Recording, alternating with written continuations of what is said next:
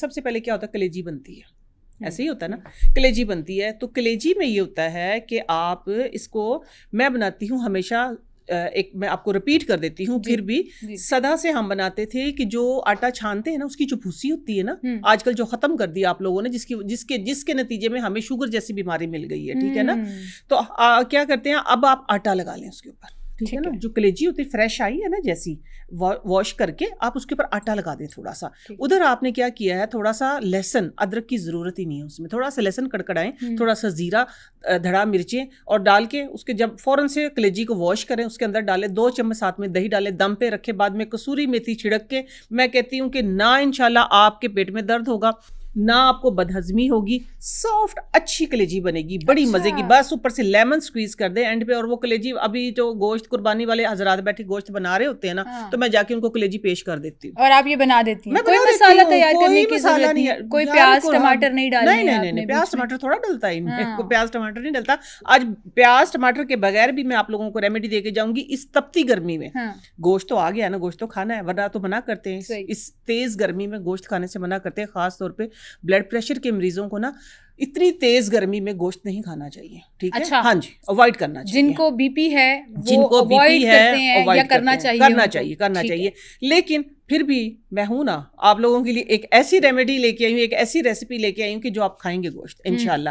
تو بات یہ ہے کہ اب آپ نے بات کی تھی کہ اس کو صاف, پہلے عمل کیا ہوتا ہے جب آپ قربانی کرتے ہیں, ایٹ لیسٹ 5 سے 6 آپ کے پاس سوتی کپڑے ہونے چاہیے, تاکہ گوشت جو ضائع ہو رہا ہے تو سوری جو اس کا بلڈ نکل رہا ہے, تاکہ آپ اس کو ساتھ ساتھ صاف کر سکیں. اچھا, تو لوگ تو دھو لیتے ہیں پانی سے کہ فوراً ہی گوشت. نہیں, ہم نہیں دھوتے, سیدھی سی بات میں بتاتی ہوں, ہم دھوتے نہیں ہیں گوشت کو, ہم صاف کرتے ہیں. حلال گوشت ہوتا ہے, ٹھیک ہے, آپ اس کو طریقے سے صاف ستھرا کر کے کریں.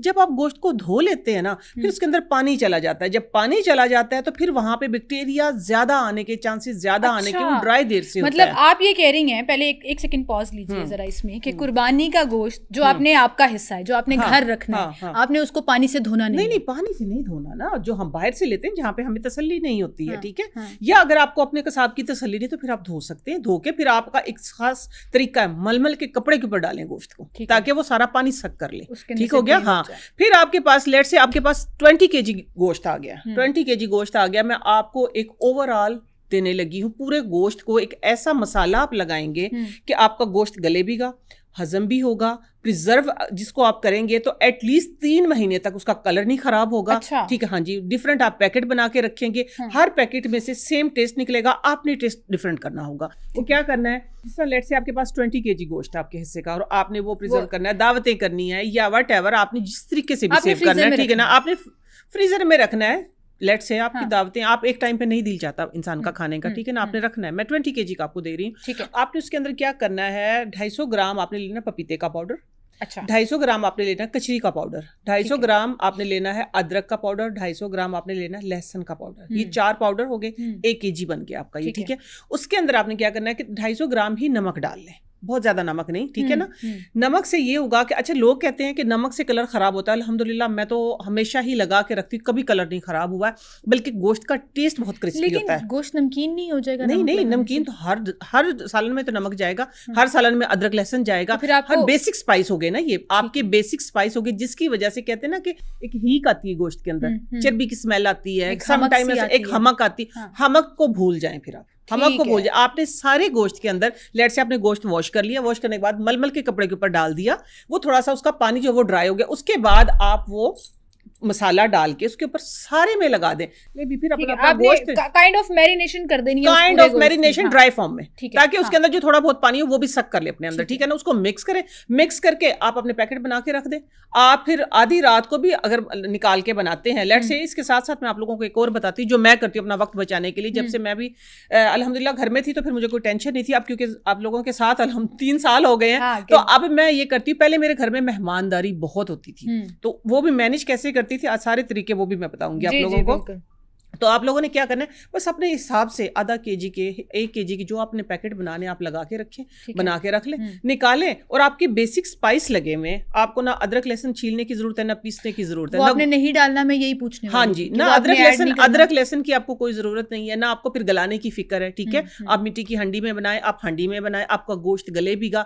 ہضم بھی اچھا ہوگا, کیونکہ کچری کا پاؤڈر لگا دیا ہم نے, پپیتے کا پاؤڈر لگا دیا, جو یہ پرابلم ہوتی ہے نا کہ ہضم نہیں ہو رہا ہے گوشت, یا خدا نہ خواستہ بد ہضمی ہوگی, پیٹ لوز ہو گیا, کوئی ایسا پرابلم نہیں, کوئی ایسا پرابلم نہیں ہوگا, اور آپ کو کوئی ایکسٹرا اسپائس ڈالنے کی ضرورت نہیں پڑے گی, اور حسب ضرورت جو نمک ہے, حسب ضرورت نمک آپ ایڈ کر سکتے ہیں. نہیں آپ دیکھیں بیسک میں نے ایک اسپائس لگا دیا ہے, اگر آپ نے اس کو کڑھائی گوشت میں کنورٹ کرنا ہے تو آپ کڑھائی کا مسالہ ڈالیں گے اس کے اندر, ٹھیک ہے نا, دھڑا مرچیں ڈالیں گے, وٹ ایور جو بھی مسالہ ہے, ٹھیک ہے. اگر آپ نے اچار گوشت اس کا بنانا ہے تو آپ اچار کا مسالہ ڈالیں گے, لیکن اس میں آپ ادرک لہسن نہیں ڈالیں گے, آپ کو گلانے کی فکر نہیں رہے گی, ٹھیک ہے. آپ کو پریشر کوکر لگانا پڑے گا. اگر لیٹ سے اگر آپ کو خدا نہ خواستہ بہت ہی جلدی کو پھر بھی آپ کے دماغ میں شک ہے تو آپ لگائیں گی تو پھر بھی 100% گوشت گلے گا آپ کا, ٹھیک ہے, ایٹ لیسٹ آپ کا گوشت گلے گا, ٹھیک ہے, اور ہاضمے دار ہوگا. اور یہ ہر طرح کے گوشت کے لیے, مطلب ہر طرح کے, مٹن ہے, بیف ہے, آپ کا جو بھی ہے سب کے لیے یہ. اچھا, کتنی دیر تک آپ قربانی کے جانور کے گوشت کو اپنے فریزر کی زینت بنا سکتے ہیں؟